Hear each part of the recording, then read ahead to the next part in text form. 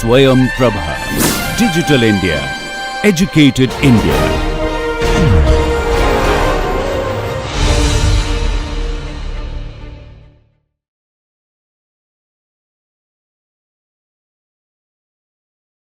I'm going to be talking about discrete systems, model types, and recursive identification. The last part, recursive identification, involves least squares, and this is a topic that was of great interest almost in the 70s and the 80s. It is now an important machine learning algorithm, and that will be the last topic in this session. Let's start by looking at the ordinary differential equation description of a process. So we're going to look at a simple example and obtain an ODE, an ordinary differential equation description of this system. This is clearly a simple mass balance which says mass flow rate moving into the tank minus mass flow rate leaving the tank is equal to the rate of accumulation of mass within the tank. So this is the rate of accumulation, this is the rate of mass flowing into the tank, and the rate of mass leaving the tank. Fi and Fe are the volumetric flow rates and rho is the density of the fluid flowing into the tank. A is the cross-sectional area of this tank, and height is the height of the fluid level in the tank.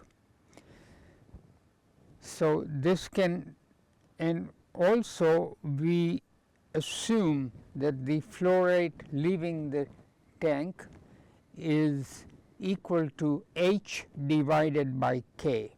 So it is almost like the flow out is the head divided by the resistance. This we are assuming a linear relationship between the exit flow rate and the height of the fluid in the tank. Keeping this in mind, the equation can be simplified as shown here, and this is what we call the ODE description of the process. We can now take Laplace transform of this equation, of this ODE equation, and this will give us the relationship between the head and the inlet flow rate. So the head divided by the inlet flow rate is equal to K over tau S plus 1, where tau, the process time constant, is equal to K times A. I will talk a little bit about the units of tau and what does it mean in terms of K times A. All I want to do is be able to explain how do we get an approximate discrete representation of this process from the ordinary differential equation that we've just established. So using Euler or finite difference approximation, dH by dt can be written as h at time instant n plus 1 minus h at the previous time instant hn divided by delta t, the sample time. This delta t is the time difference between the instant n plus 1 and m. And this, of course, is an assumption, it's an approximation. So we are saying the derivative of h with respect to t can be approximated as follows. If we substitute this term for dH by dt here, we get this difference equation form, which can now be simplified as shown here. It says hn plus 1, meaning the height of the fluid in the tank at the instant n plus 1 is equal to Hn bracket 1 minus delta T over Ka plus delta T over A, the cross-sectional area, times the flow rate into the tank. And again, this can be expressed very simply as Hn plus 1, the height at the instant n plus 1 is some coefficient A1 multiplied by the height at the previous sample instant plus B1 times the flow rate of the fluid going into the tank at the nth sampling instant. This is what we call a discrete or digital representation of the process. It is an approximation. It is not an exact discrete description. This is an important slide. So what we have done is obtain a ODE. We've written an ODE equation of this process, and we've approximated it by a simple discrete representation. Flow rate going in, flow rate exiting the tank, and there is some accumulation within the tank. And this is similar to an RC circuit, where you have current going into a condenser or a capacitor and current leaving through a resistance. The head across the capacitor is V. So V is analogous to the head of the fluid in the tank. C, the capacity, is analogous to the carrying capacity of the fluid in the tank. So I say the term K times A, which is what tau was the product of K times A. K was the resistance of the fluid flow out from the tank. A was the cross-sectional area of the tank. This is equivalent to R times C. K, just like R, is the resistance to the flow rate. A, just like C, is the measure of storage capacity. The point here is this very simple first order ODE description of this process not only applies to this fluid flow tank, but it can also apply to electrical systems, mechanical systems, and so on. So it is not a very specialized application. These ideas can be applied widely to any systems which you can model or which you can express in differential equation form and then subsequently discretize it. So why work with discrete representation? Digital control techniques give you improved control through high performance algorithms. One digital computer can do the job of hundreds of analog controllers, therefore the hardware costs are lower, and of course because you can program a digital computer with different algorithms, this offers more flexibility. So here is a conventional analog controller that controls a given process. Here is a process. It could be a reactor, it could be a distillation column, it could be the air conditioner in your room. The output that we wish to control is labeled as Y. So if it is the air conditioner in your room, it would be the temperature in the room, and the input is the energy that goes into the AC, or if it is the tank, it would be the input flow rate going into the tank. So if we can measure the output Y, we would have a sensor. The sensor then sends the continuous signal to a controller. The sensor output is compared to the target, which we call the set point. The error between the set point and the measured value of the output is what we call the error, and the error is what drives the controller. The controller will compute the necessary remedial action, and we implement that action in the process. We either open or shut the valve or leave it where it is if the target is exactly equal to the measured value. So this is how conventional control algorithms used to be implemented. With digital computers, we have the same kind of loop, except now you measure Y with a sensor, but that signal has to be digitized. So it has to be converted from a continuous signal into a discrete signal. The digital computer will look at sampled values of your measured signal. So every sample interval, be it a few seconds or a few minutes, the measured value is sampled, discretized, and fed into a digital computer via an interface. Here we compare the set point or the target with the measured value, and we would then compute the necessary corrective action. So this corrective action would also be a discrete signal. The output of a digital computer is a discrete signal, as shown here.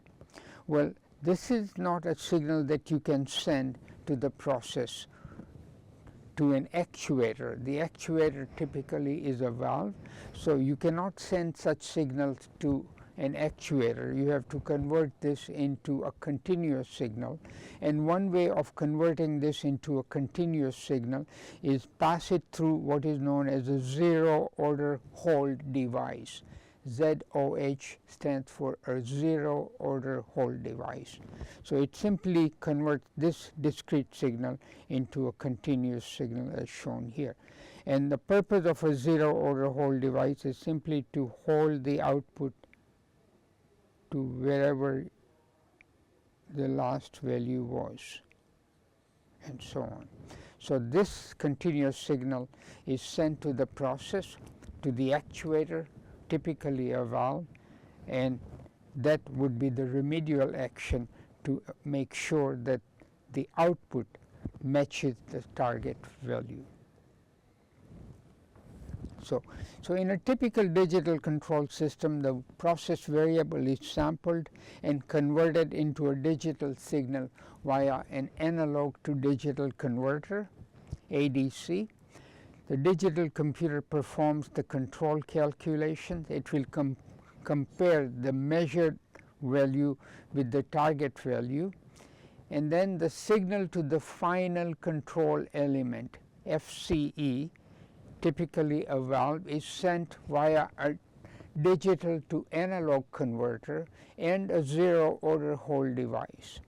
Since sampled or discrete signals are introduced into the control room, it is therefore more convenient for us to analyze this closed loop system in discrete time.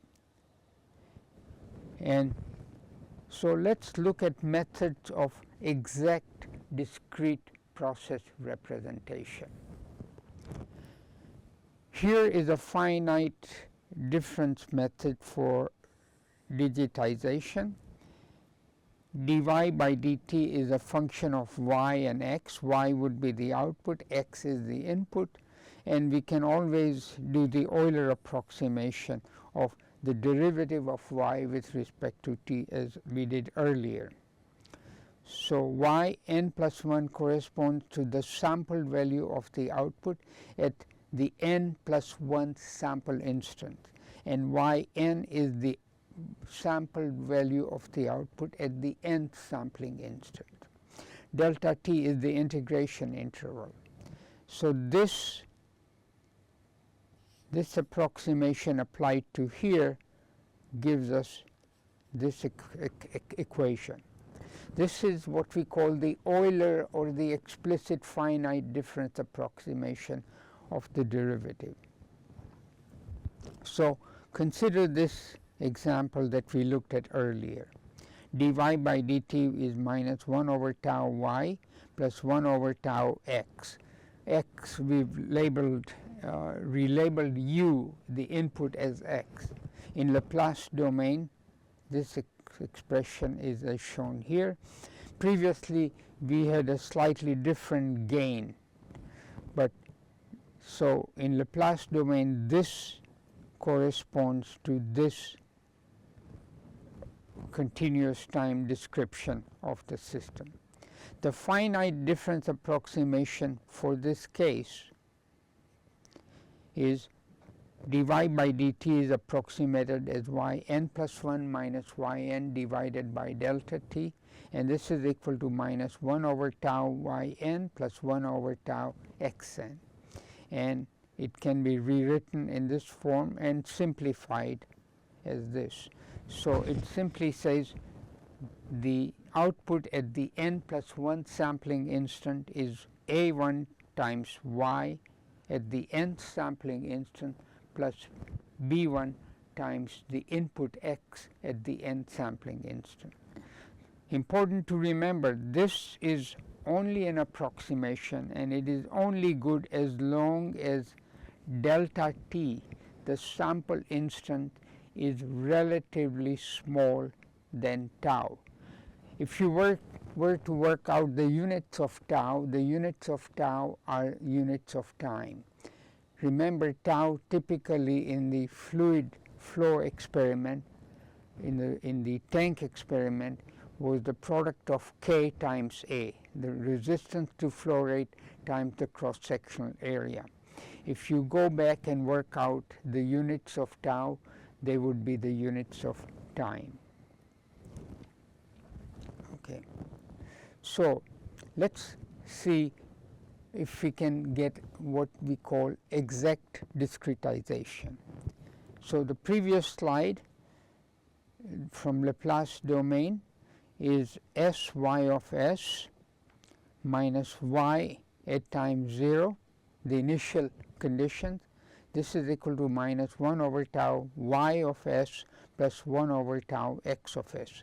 This is y of s. S is our Laplace transform variable. We can rewrite this. This is the first order continuous time Laplace transfer function. It is modeled with some initial condition. We can write this equation in this form, and suppose we have a step input to the process. So if it is a step input of magnitude x bar, then the Laplace transform of a step input is x bar over s. So this term becomes this. We would take this term to the left hand side. So the collection term on the left hand side will be s plus 1 over tau brackets closed y of s. So that's the term that we have here, and y of naught, if we take this on the right hand side, gives us this expression. This is a scalar term. It's the initial condition. It can be any number or 0. If we take the inverse Laplace transform of y of s here, it becomes, the inverse Laplace transform of this term is 1 minus e exponential to the minus t over tau times x bar plus this term here, e to the minus t over tau times y naught. Okay. Therefore, at t equal to delta t, we can write this y at delta t is 1 minus e to the minus t becomes delta t over tau times x bar plus e to the minus delta t over tau. All we are doing is replacing the term t by delta t. More generally, the output at time t equals to n plus 1 delta t in terms of initial condition. So instead of y naught, we can replace y naught by this as our initial condition. Then the equation becomes, from here, y at the n plus 1 sampling instant is x at the nth sampling instant. Remember, through the zero order hold, we have a series of steps going into our process. This term remains exactly the same, and then we have y naught, which is this as our initial condition, times exponential to the power minus delta t over tau. So let's see how that simplifies. More compactly, we can rewrite that equation, reorder, and this becomes y n plus 1, meaning y at the n plus 1 sampling instant is equal to exponential to the minus delta t over tau times yn, and then bracket 1 minus e to the minus delta t over tau, bracket close, xn. So this equation can be rewritten in this form, and this is the first order discrete time model. It is a exact discrete time model of a first order process such as the one that we explained earlier. Fluid flowing into the tank, fluid exiting or leaving the tank. Or it could be the first order description of an RC circuit such as the one we showed earlier.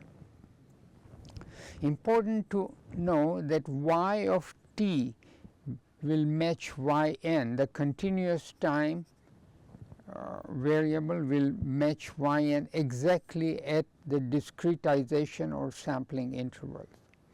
So if you were to plot this, y of t from continuous time model is exactly equal to yn plus 1 from the discrete time model at the discrete sample intervals. So for n equals to 0, 1, 2, 3, the continuous time output and the discrete time output would match exactly. We can also express this as yt minus a1. If I take this to the left hand side, I have minus a sub 1 times yt minus 1 equals to b1 xt. So instead of n plus 1, we are now simply saying let this be y at the n plus 1 sampling instant. T minus 1 is the sample value of y at the previous sampling instant, and so on. So t represents the sampling instant. Instead of n, we are saying let t represent the sample instant. We can also rewrite this in this form, where q to the power minus 1 is a backshift operator. So q to the minus 1 y of t is the same as yt minus 1. Therefore, in transfer function form, this expression can be written as follows. We have the numerator term b1, the denominator term 1 minus a1 q to the minus 1. Sometimes q to the minus 1 is also replaced by z to the minus 1. These are both known as backshift operators. Okay, so q to the minus 1 or z to the minus 1. Okay. So first order discrete time model, we're expressing it in this form, and you can write this in a transfer function form as b bracket q divided by a. B is a polynomial in the backshift operator, and a is also a polynomial in the backshift operator. Okay. So let's look at this example, and we are using MATLAB now to see if we can convert a continuous time Laplace transfer function into its corresponding discrete time transfer function. So we say let the numerator or the gain of a continuous time system be 2 time constant of 10, then and a delay of 4 sample units. So the continuous time system description is 2 divided by 10s plus 1 multiplied by exponential to the minus 4s.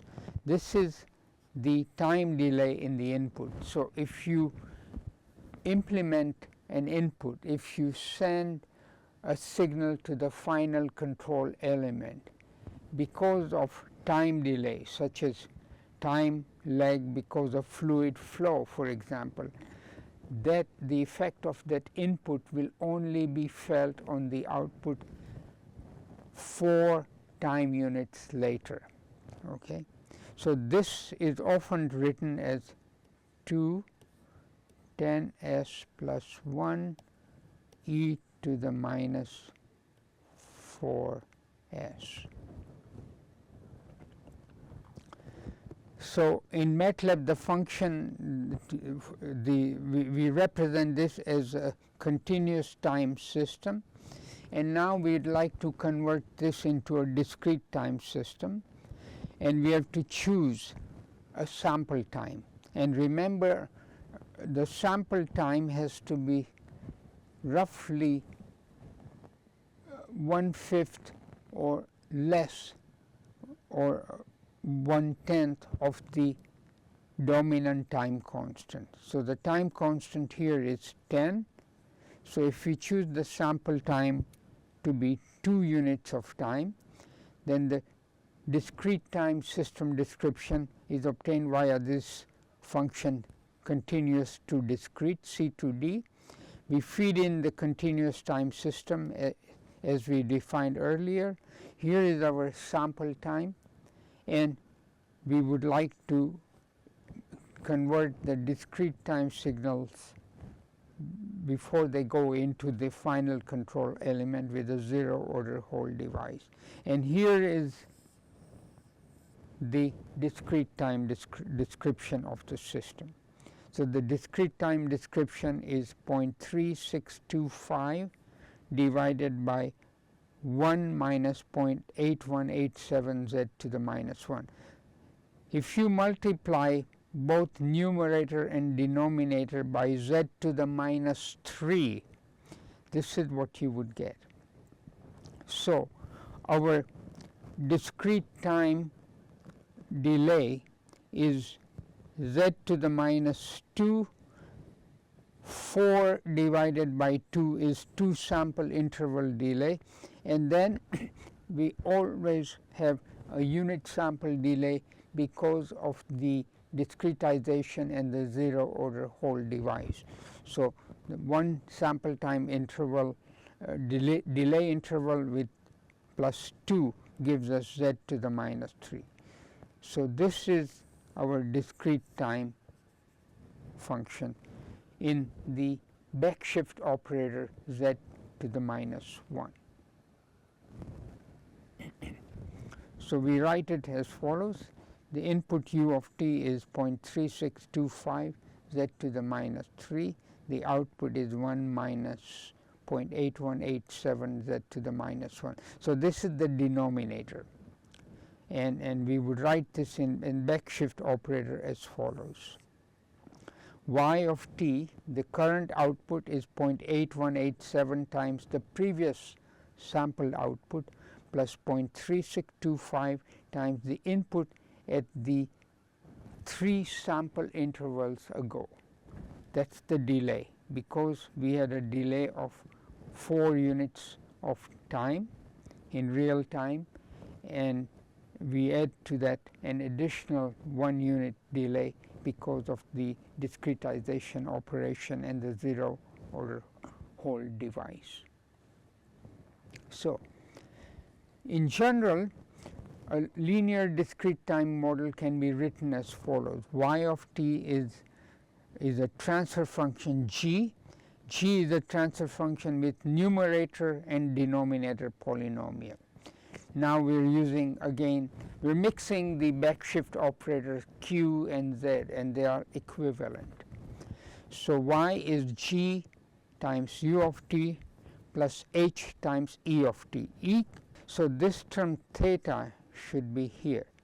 The parameter vector theta contains the coefficients b, c, d, and f. Coefficients of the polynomial b, c, f, and d of the transfer function. Okay. This model is therefore described by 5 structural parameters: the order of the b polynomial, the order of the c polynomial, the order of the d polynomial, the order of the nf polynomial, and the delay in the input. Once these are chosen, then all that remains to show is how the parameters b, c, d, and f are adjusted to fit the data. This is known as the Box-Jenkins model. It is a fairly general description. So this term here has been introduced to explain that in addition to the measured inputs that affect the process, output y, there will be unmeasured disturbances, variables, and noise, which can also be modeled as the application of white noise. E of t is the white noise term applied to a transfer function h. This was a very novel discovery by Russian mathematicians. What they said is any input, any signal can be explained or characterized by a white noise input going through a transfer function such as h of q. So again, to put that in perspective, here is our discrete closed loop system. The process is being described as follows. The output is g times u plus h times e of t, and h corresponds to the disturbance that will affect the output. It could be the sensor noise, it could be unmeasured disturbances, the heat losses in a process, for example, if y is the temperature, and so on. So the term c over d times e is this transfer function h, and it is able to capture the effect of any unmeasured disturbances on the output. E is our white noise term. So a common variant of the Box-Jenkins model is to have the same denominator for G and H. So F and D are the same, and we simply write F and D as A, which is this nth order or NA ordered polynomial. Now the equation becomes, there should be y of t term here, y of t times a of q is equal to bq times u of t plus cq times e of t. This is known as an RMX model. The name is derived from the fact that a times y is the autoregressive term, and c times e is the moving average of white noise term. Remember, c is a polynomial. It is the effect of the noise on the output is c over a times e. So c is the numerator polynomial, and so c times e is a moving average of white noise, while b times u represents an extra input, or using the econometric terminology, it is an exogenous variable. So again, for the special case of the RMX model, when C is just 1, we have the expression A q times y of t is equal to b times u of t plus e of t. This is known as an autoregressive model with an extra input. The moving average of the white noise as in the RMX structure is missing. Okay, so here is our discrete transfer function that we looked at earlier. Here is the discrete time expression that explains the value of the measured output is equal to 0.8187 times the previously measured output plus 0.3625 times the input value 3 sample intervals ago. And if there is sensor noise, we add the term E of t. And so for a general first order system with an input delay of k samples, the model becomes this. Y of t is equal to A1 y t minus 1 plus B1 times u t minus k. So we have delay of k sample intervals plus E of t. And if we have capital N measured values of the output, so we have measured value of the output at yt plus 1 and all the way up to yt plus n. So n can be a very large number, let's say thousands. We are measuring the time series of the output, and that appears here. And then of course from the discrete representation as in the previous slide, y of t is equal to A1 times yt minus 1 plus B1 times ut minus k plus E of t. So at time t plus 1, this equation becomes yt plus 1 equals A1 at yt plus B1 ut minus k plus 1. And the noise is also Et plus 1. And all the way up to yt plus n, this is equal to A1 yt plus n minus 1. There is always a one sample difference between these two outputs, and then B1 ut minus k plus n plus Etn.